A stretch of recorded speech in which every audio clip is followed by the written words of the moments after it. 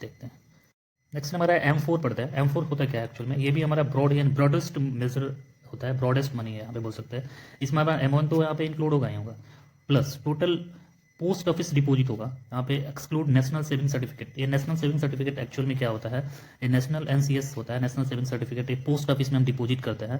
Post office में एक investment होता है, जैसे यहाँ पे 5 लाख का फिक्स डिपॉजिट करते हैं, 2 लाख का मैच्योरिटी पीरियड 5 ईयर्स का होता है, उसमें इंटरेस्ट मिलता है वही 7.7 समथिंग % वो मिलता है। और ये पोस्ट ऑफिस में जो हमारा होता है इन्वेस्टमेंट डिपॉजिट, फिक्स डिपॉजिट, उसको बोलते हैं नेशनल सेविंग सर्टिफिकेट। ठीक है, तो बहुत सारे इकोनॉमिक्स रिपोर्टर भी ये टोटल मनी सप्लाई की अगर बात करते हैं तो यहाँ पे हम M4 का भी वो लोग यूज़ करते हैं। ठीक है, लेकिन यूजुअली M3 ही करते हैं, क्योंकि ये अभी आपको बताया मैं। ठीक है,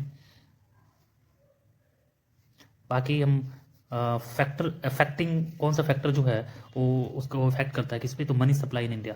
तो मनी सप्लाई पे कौन सा फैक्टर अफेक्ट करता है, ठीक है, तो वो हमारा देखेंगे। तो factor affecting money supply in India, तो इसमें होता है एक CDR होता है, ठीक है, करेंसी डिपॉजिट रेशियो, और एक होता है रिजर्व डिपॉजिट रेशियो।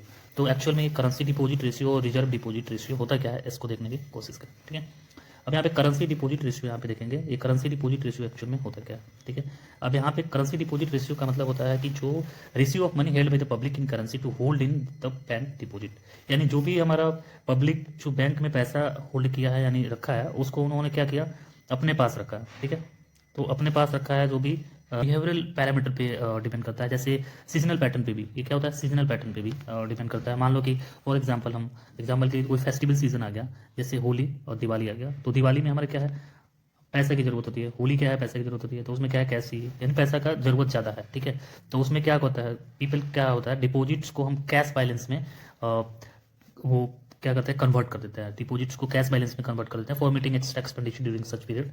ठीक है, तो ये हमारा होता है करेंसी डिपॉजिट रेशियो। ठीक है, उसके बाद हमारा होता है रिजर्व डिपॉजिट रेशियो। क्या है, इसमें क्या है, बैंक क्या करता है, और कुछ पार्ट जो है, ठीक है, कुछ पार्ट जो है मनी का, जो लोगों का जो पैसा है उसको होल्ड कर देता है बैंक डिपॉजिट में, और रिजर्व मनी, जैसे रिजर्व मनी हो गया, और loan out the rest to various investment project, कुछ मतलब अपने पास रखता है और कुछ इन्वेस्टमेंट प्रोजेक्ट में वो हमारा बैंक क्या करता है, इन्वेस्ट कर देता है। इसमें क्या आता है, 2 पॉइंट आता है। ठीक है, अब इसमें 2 पॉइंट आता है, ये क्या है, 2 पॉइंट में हम क्या है, एक वर्ल्ड केस कैश होता है, वर्ल्ड कैश, एक वर्ल्ड कैश होता है, वर्ल्ड कैश इन बैंक।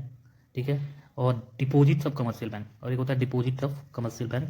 ठीक है, विथ RBI। ठीक है, तब ये बैंक इसका प्रयोग करता है क्यों, to meet the demand for cash by account holders, जब भी अकाउंट होल्डर्स की कैश की जरूरत होती है तो यहाँ से ले सकता है। ठीक है।